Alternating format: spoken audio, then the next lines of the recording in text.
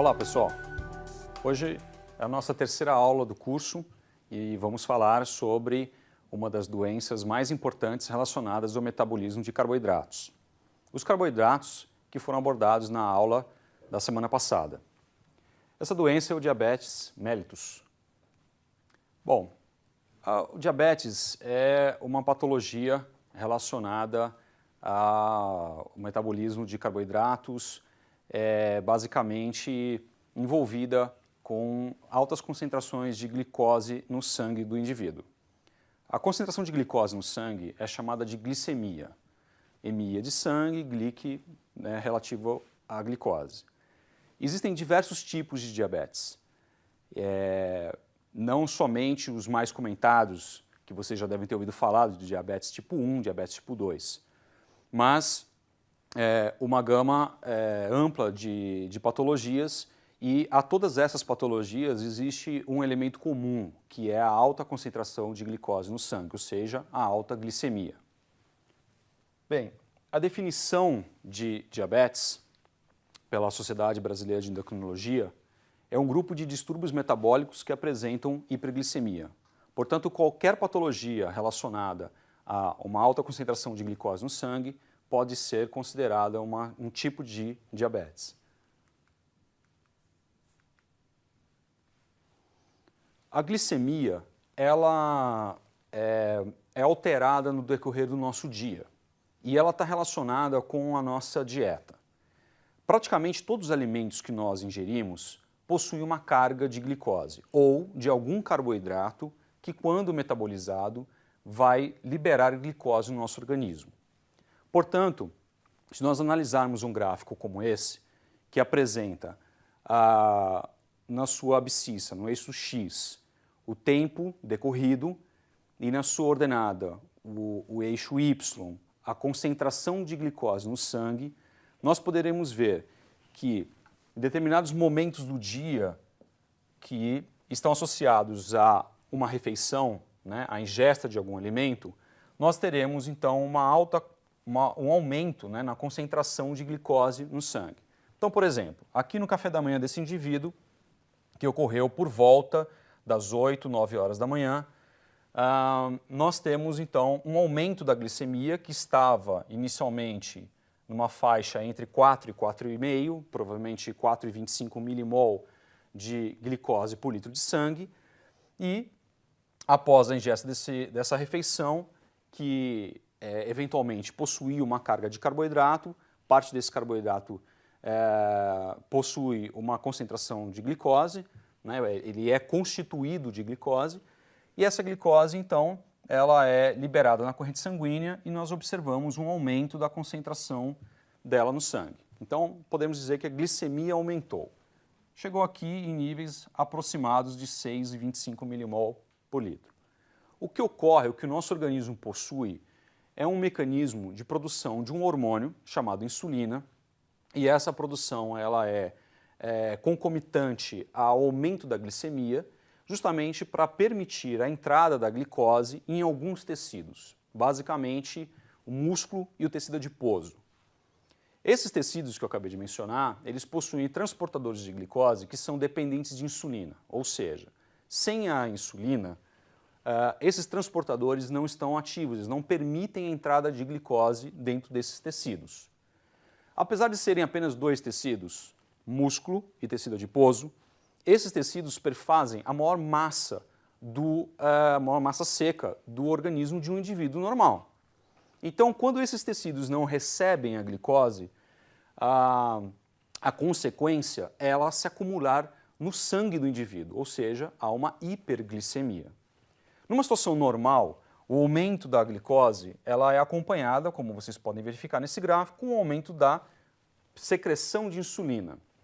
Quem secreta a insulina é o pâncreas, um órgão que é sensível a alterações da glicemia. E aí, a insulina permite a entrada da glicose nesses dois tecidos e ela tende a ir diminuindo no decorrer do tempo. Quando chega mais ou menos na hora do almoço, por volta de 1h da tarde, vocês podem perceber que a glicemia desse indivíduo já está em níveis mais baixos do que naquele pico anterior. Ele vai se alimentar de novo, essa glicemia vai se elevar de novo e junto com essa elevação, uma nova secreção de insulina que vai permitir novamente a entrada de glicose naqueles dois tecidos. E isso vai se repetir nas outras refeições do dia. Então, é importante também mencionar que existem vários outros tecidos no nosso organismo. E esses outros tecidos possuem transportadores que são independentes de insulina, ou seja, quando há glicose, esse transportador já, de alguma forma, fica ativado e permite a entrada de glicose nesses tecidos adicionais. Muito bem, podemos aqui destacar alguns dos principais tipos de diabetes mellitus. Então, dois deles são os mais comentados, porque são os que acometem o maior número de pessoas no mundo inteiro, e é uma doença que tem números já alarmantes, né? Muitos indivíduos diabéticos no mundo todo. E os mais comuns, então, são o diabetes mellitus do tipo 1, também chamado de diabetes juvenil, porque é aquele tipo de doença que acontece, que acomete os indivíduos logo na infância. É um tipo de diabetes que é associado a uma incapacidade da produção de insulina, portanto, eles são chamados insulino-dependentes. São indivíduos que necessitam, em algum momento, uma administração exógena, ou seja, externa, do hormônio que indivíduos ditos normais produziriam. Então, na falta dessa produção para esses indivíduos, você tem que administrar essa medicação após cada refeição, principalmente aquelas que possuem uma carga de carboidrato significativa. Outro tipo de diabetes muito comum é o diabetes mellitus do tipo 2, chamado de insulino independente ou diabetes tardio, que ocorre principalmente na faixa dos 40 a 45 anos de idade. Ambos os tipos de diabetes, tipo 1 e tipo 2, possuem um fator genético muito importante. Então, principalmente no diabetes tipo 2, o indivíduo, provavelmente, ele tem uma herança genética, existem indivíduos na sua família que já possuem esse tipo de doença e ele, portanto, deveria ficar muito atento a sintomas, a indícios e até exames clínicos que vão revelar se ele já possui essa doença ou não, se ela já está sendo, na verdade, efetivada, né? Se ela está se expressando ali naquele indivíduo de modo que ele tenha uma dificuldade no seu metabolismo de carboidrato. Nesses indivíduos, muitas vezes, eles não são dependentes de insulina, eles não são usuários de insulina, mas no decorrer do desenvolvimento da doença, no avançar dos anos, um indivíduo insulino independente do tipo 2, né, que manifestou a doença com 40, 45 anos, por volta de 60 anos é comum ele já estar numa situação degenerada do organismo, na qual agora ele também necessite de uma administração de insulina exógena. Então, isso é muito comum de acontecer, mas mesmo assim ele é considerado e chamado de insulino independente porque quando a doença se manifestou, nesse primeiro momento ele não tinha essa necessidade evidente, assim como no caso do insulino dependente. Bom, é importante também dizer o seguinte, no caso do diabetes, a hiperglicemia, né, os momentos de aumento de glicose no sangue daquele indivíduo vão acabar promovendo alterações bioquímicas e fisiológicas naquele organismo. Então, quanto mais tarde ele desenvolver a doença, ele tem uma previsão de uma sobrevida com uma qualidade melhor. Portanto, evidentemente, um diabético do tipo 1 possui comorbidades, ou seja, doenças associadas ao desenvolvimento do diabetes muito mais efetivas, é uma doença muito mais drástica do ponto de vista da degeneração do organismo. Bom, além disso, nós podemos mencionar o diabetes com início na maturidade do jovem. A diabetes gestacional é muito comum as mulheres grávidas em algum momento apresentarem dificuldades na manutenção da sua glicemia normal e é também comum esse controle da glicemia se efetivar, voltar a ser normal após o parto. E também podemos encontrar do tipo doenças pancreáticas que acabam desenvolvendo diabetes, outras doenças endócrinas e até mesmo a indução por medicamentos e outras substâncias químicas que afetam o órgão responsável pela produção de insulina, que é o pâncreas, e acaba por simular uma diabetes por ação dessa medicação. Uma substância que pode levar o indivíduo ao desenvolvimento de diabetes é, por exemplo, o hormônio do crescimento, que quando ele é administrado com fins para performance esportiva, ganho de massa, tem um efeito muito importante no desenvolvimento de diabetes e degeneração do organismo do indivíduo. E o pré-diabetes, que são taxas de diabetes ainda inferiores ao considerado um diabetes clínico, mas que já inspira cuidados naquele indivíduo e, inclusive, necessidades para o resto da vida dele, como, por exemplo, de dieta ou até mesmo uso de medicamentos.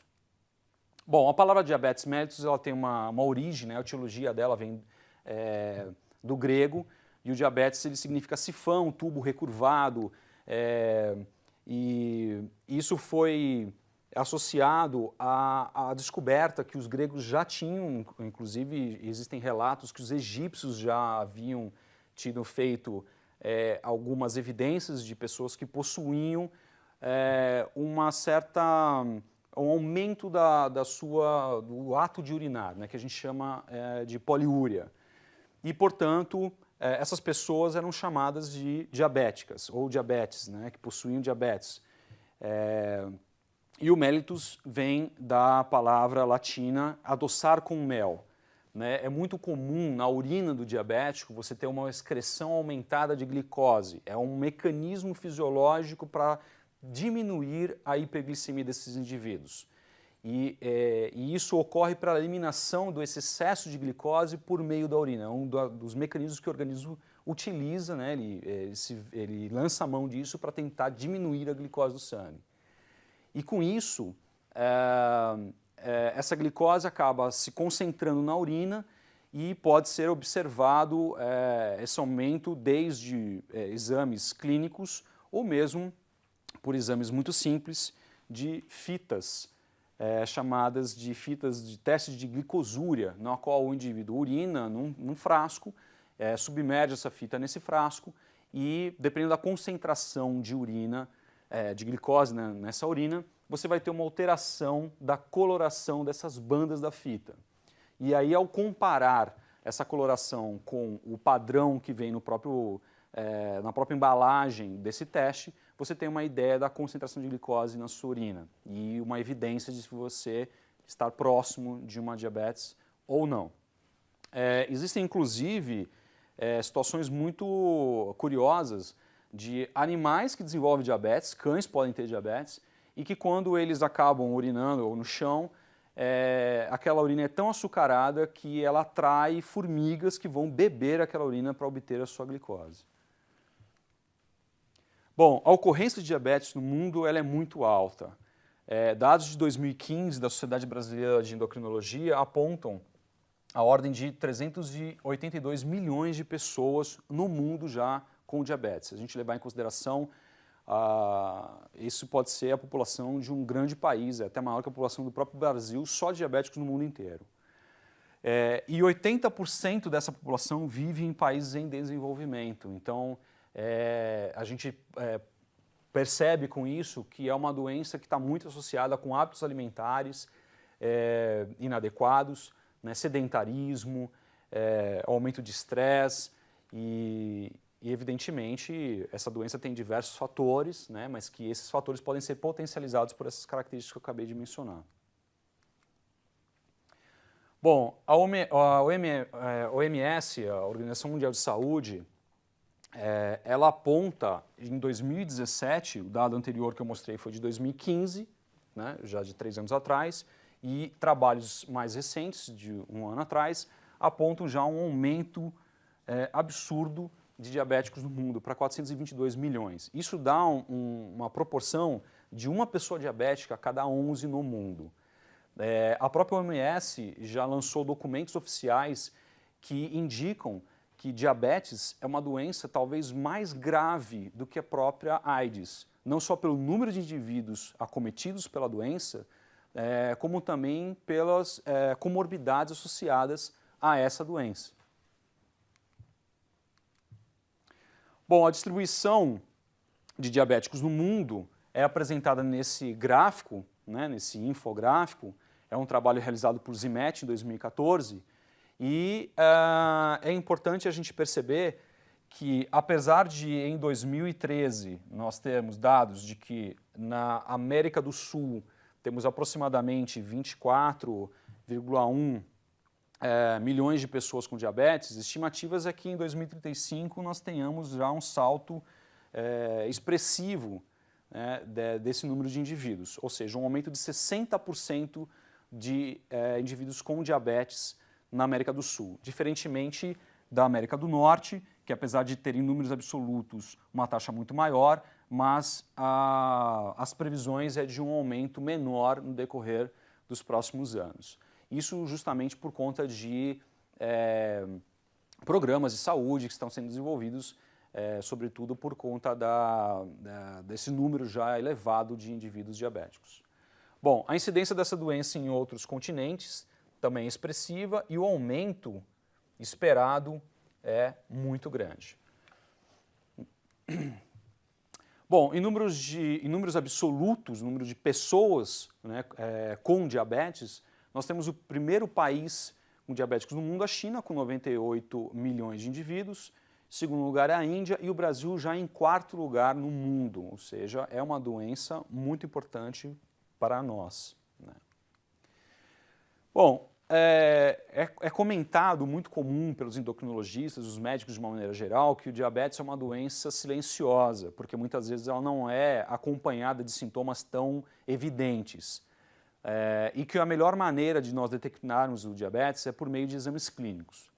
No entanto, existem algumas características que podem dar uma ideia, né, podem nos orientar de que provavelmente nós devemos dar uma atenção maior e fazer exames clínicos periódicos, porque nós podemos ter essa doença.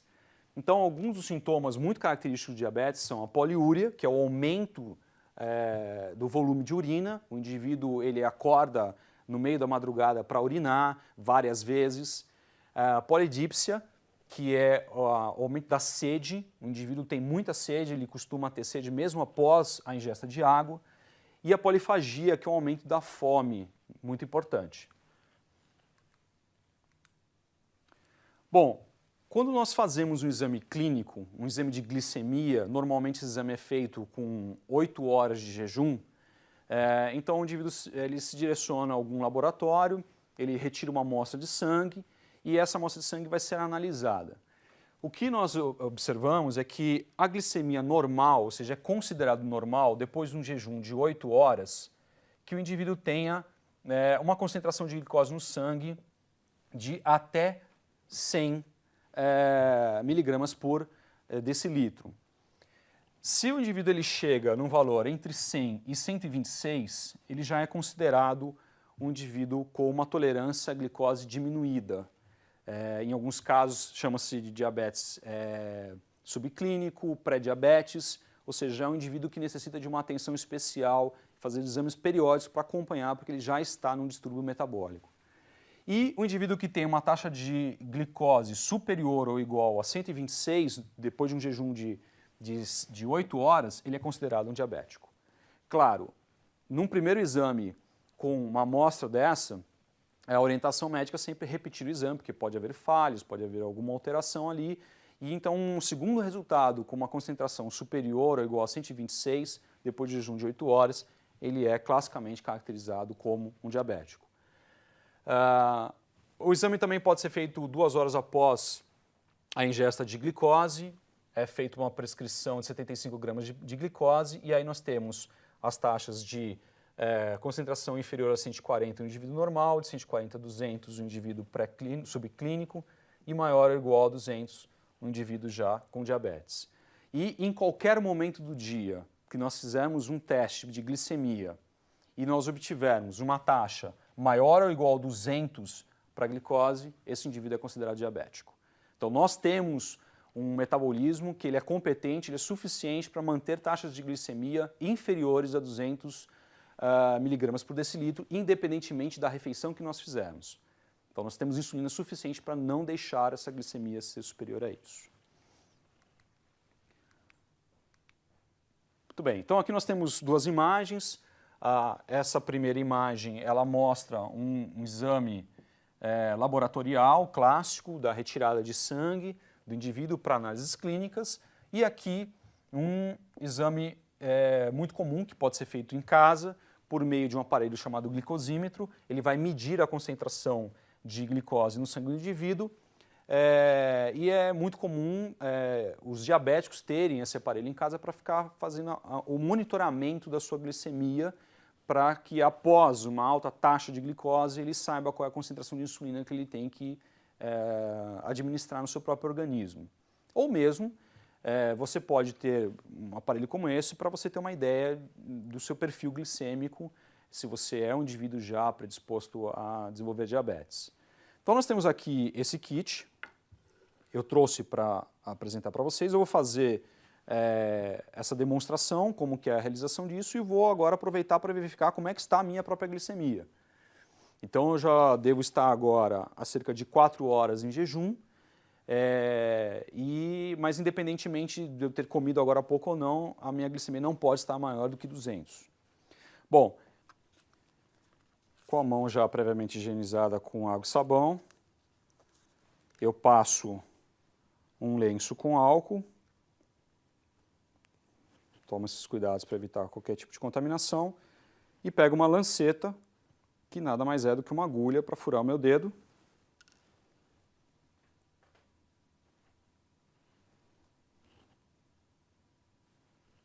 E retirar uma amostra de sangue.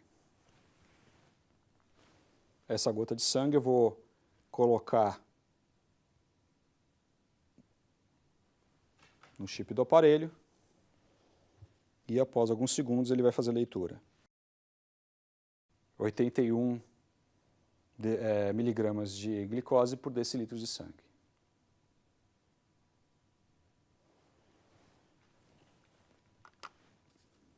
Muito bem. Então esse é o funcionamento um dos aparelhos mais simples que nós temos, o glicosímetro. É muito indicado para fazer um acompanhamento do diabético e vale sempre lembrar que os exames mais precisos e recomendados pelos médicos é fazer o exame de glicemia em laboratórios. Muito bem, complicações do diabetes. Diabetes, como eu tinha falado para vocês, é uma das doenças que a Organização Mundial de Saúde destacam como de alta comorbidade, alto índice de mortalidade, principalmente por conta das complicações que a doença pode provocar. Todas essas doenças que o diabetes acaba provocando são decorrentes do aumento da concentração de glicose no sangue. A glicose ela tem uma característica, ela consegue realizar uma reação que é não enzimática, independe de ter uma enzima para que essa reação possa ocorrer, com principalmente proteínas. Essa reação é chamada de glicosilação. E uma vez que essa proteína ela tem uma ligação com a glicose, ela altera a sua forma. E nós sabemos que a forma de uma proteína está intimamente relacionada com a sua função biológica. Ou seja, alterando a forma, nós alteramos a sua função biológica, a sua capacidade de realizar o papel que aquela proteína originalmente teria. Portanto, sempre que houver uma alta concentração de glicose, nós temos uma possibilidade de glicosilação naquele organismo. Se a proteína glicosilada ela for da retina do olho de um indivíduo, ela pode provocar retinopatia, que leva à doença, à dificuldade de visão do diabético, muito comum, em alguns casos levando até a cegueira. Se a proteína glicosilada for dos rins do indivíduo, isso pode levar a uma doença chamada nefropatia, uma insuficiência renal, e esse tipo de alteração, né, do funcionamento desse órgão é extremamente sério, muitas vezes leva o indivíduo à necessidade de hemodiálise ou mesmo a fazer um transplante de rim. Se for dos seus neurônios, neuropatia, se for dos seus ossos, osteopatia, aterosclerose, que é a modificação da flexibilidade dos vasos sanguíneos, levando aos problemas vasculares do indivíduo, inclusive a dificuldade uma circulação normal da circulação daquele indivíduo. Cardiopatia, doenças do coração, doença arterial periférica. Muitas vezes nós temos, inclusive, a incapacidade daquele vaso sanguíneo acabar conduzindo o sangue para os tecidos subsequentes, levando à morte desses tecidos, com necessidade, inclusive, de amputação de membros. E muitas outras doenças associadas a alterações de proteínas diversas do organismo do paciente diabético. Bom, vale destacar, né, que a diabetes é uma das 10 causas de morte no mundo, um trabalho realizado em 2015. Ela está na frente de doenças como, por exemplo, o mal de Alzheimer, tuberculose e outras. E em 2000, ela, inclusive, esteve à frente de doenças como HIV, como eu mencionei anteriormente, dados da Organização Mundial de Saúde, que nós deveríamos ter um cuidado adicional com essa doença. Bom, aqui nós temos uma ilustração que demonstra o que eu acabei de falar, né? A possibilidade de reações de glicosilação, a glicose se ligando a proteínas do organismo, e se essa proteína for, por exemplo, do endotélio venoso, ou seja, a parte interna do vaso sanguíneo, você tem dificuldades de uma vascularização adequada, de um fluxo sanguíneo adequado. E existe uma característica interessante utilizada para exames clínicos, que é o fato de que essa proteína pode ser inclusive hemoglobina, a proteína que está presente na hemácia, nos glóbulos vermelhos do nosso sangue. Como as hemácias possuem uma meia-vida de aproximadamente 3 meses, então altas taxas de glicemia levam à glicosilação dessas proteínas, da hemoglobina, e a hemácia, que é a célula que comporta essa proteína, circulante no nosso organismo por 3 meses, nós podemos ter um perfil da glicemia daquele indivíduo por 3 meses. Então é muito comum um indivíduo diabético, quando vai fazer um exame de glicemia, ele até controlar a sua dieta nos dias anteriores e o exame dar próximo do normal e algumas vezes até normal. Mas se a gente faz um exame de hemoglobina glicada, nós vamos verificar o perfil glicídico desse indivíduo, a glicemia dele nos últimos 3 meses, e é um exame muito mais preciso de verificar como esteve o metabolismo de carboidrato dele. Bom, dos 2 tipos de diabetes, nós podemos destacar algumas diferenças dos mecanismos dessas doenças. Então, basicamente, o diabetes tipo 1, vamos lembrar que é a diabetes juvenil, a diabetes que ocorre nos primeiros anos do indivíduo, é uma doença autoimune, um fator genético muito importante, ou seja, o próprio sistema imunológico do paciente, ele destrói células do pâncreas, do seu próprio pâncreas, incapacitando aquele órgão de produzir a sua insulina. Então vamos só recordar de algum momento de aulas de fisiologia. O pâncreas é um órgão que está presente na região abdominal, atrás do estômago, na parte próxima do duodeno, aquela região do intestino, e ele possui células chamadas ilhotas de Langerhans, e que nessas células nós temos 2 tipos, basicamente, as células alfa e células beta. As células beta, elas produzem o hormônio insulina. Então, o diabético tipo 1, ele tem um sistema imunológico que destrói essas células beta e ele fica incapacitado de produzir insulina suficientemente para o seu metabolismo de carboidratos. Portanto, se nós imaginarmos uma célula, e aqui seria, então, a membrana dessa célula, e essa célula, basicamente, uma célula do sistema muscular, né, uma célula de um músculo ou mesmo tecido adiposo, ela possui transportadores do tipo GLUT4, que são dependentes de insulina, ou seja, esses transportadores é como se fossem portas realmente, né, que dão acesso à membrana da célula à entrada de glicose. Então, esses transportadores estão no citosol e eles precisam migrar para a região da membrana para permitir a entrada de glicose dentro da célula. Se isso não ocorrer, então essa glicose não vai entrar dentro do músculo nem dentro do tecido adiposo. Os outros tecidos do nosso organismo possuem transportadores independentes de insulina, que não vão precisar do mecanismo que eu vou descrever agora para mobilizar a entrada de glicose no seu interior. Então, na membrana dessa célula, nós temos receptores de insulina, que eu vou desenhar aqui mais ou menos como esse Y.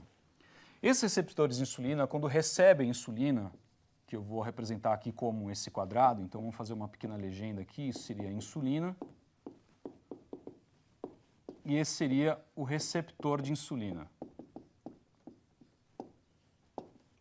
Quando a insulina, o hormônio, encontra o receptor na membrana da célula, há uma ligação e essa ligação desencadeia uma sucessão de reações aqui, uma cadeia, uma cascata de reações que permitem a mobilização do transportador, que é o GLUT4, do citossol para a membrana da célula. Muito bem, esse transportador agora na membrana da célula permite a entrada de glicose para ela. Então, o diabético tipo 1, ele não tem uma quantidade significativa de insulina, ou muitas vezes não produz nada de insulina. Essa ligação da insulina com o receptor não ocorre, o transportador não é migrado do citossol para a membrana e a glicose fica no exterior da célula. No diabetes do tipo 2, que é o dependente de insulina, o que nós teremos, então, é uma dificuldade diferente. Muitas vezes o diabetes tipo 2 ele possui uma produção significativa de insulina, ele tem dificuldades, ele tem deficiências na quantidade de receptores na membrana da célula para a insulina. Então, mesmo que a célula ela possua o seu transportador, ela possui uma quantidade de insulina significativa, ela tem uma deficiência na quantidade de receptores e a ligação não ocorre da mesma maneira. Então não há translocação do GLUT4 para a membrana da célula e o transporte de glicose ele também fica impedido. Por isso, o diabético tipo 2 é aquele indivíduo que normalmente ele tem prejuízos quando ele aumenta o seu peso. Porque uma célula hipertrofiada, vamos imaginar que essa é uma célula normal com alguns receptores só, deveria ter vários, ela tem somente um porque é um indivíduo diabético tipo 2. Se essa célula hipertrofiar por aumento da quantidade de gordura, a probabilidade da insulina encontrar o receptor, neste caso, ele é menor do que neste caso. Isso é um tipo de resistência periférica à insulina mencionado. Existem outras possibilidades que acabam dificultando essa ligação do hormônio com o receptor. Então, essa resistência periférica à insulina, essa dificuldade da ligação da insulina com o receptor, pelo aumento do tamanho da célula por conta da sua hipertrofia decorrente de uma obesidade, piora ainda mais o quadro de diabetes daquele indivíduo. Então, o diabético do tipo 2 é um indivíduo que normalmente ele é obeso, ele desenvolve essa doença na fase adulta e ele precisa manter-se magro, fazendo atividade física, fazendo dieta. O diabetes tipo 1, por outro lado, normalmente é um indivíduo magro, porque ele tem uma deficiência na produção de insulina, os hormônios que circulam no seu organismo em maior concentração são hormônios degradativos, sobretudo o glucagon, que levam ele a ter uma degradação das suas reservas de substratos. E no diabético tipo 1 ele já desenvolve a doença logo na infância. Bom, tratamento para essa doença são extremamente difíceis de serem desenvolvidos, porque não há possibilidade de nós conseguirmos de maneira externa, de maneira exógena, uma oferta de insulina suficientemente tal qual um órgão produziria, tal qual o pâncreas produziria. Então, qualquer tipo de terapia, qualquer tipo de insulinoterapia, ela sempre será insuficiente se comparado à coeficiência de um pâncreas.